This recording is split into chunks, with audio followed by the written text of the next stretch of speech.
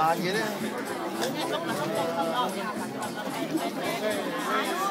rồi tao đây thì chắc là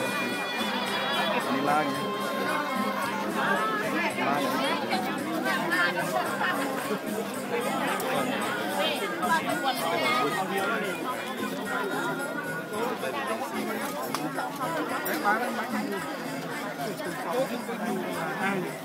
phải lo anh vậy đó tao thấy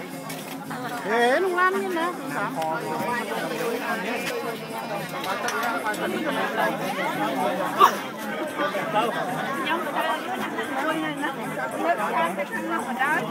kiến không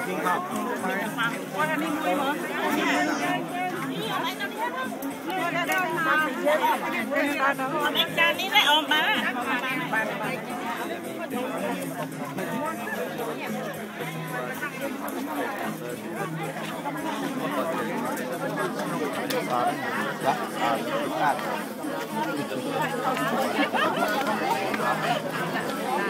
và đã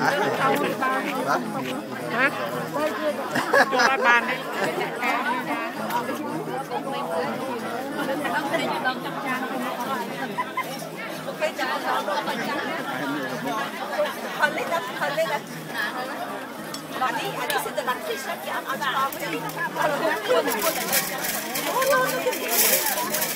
bé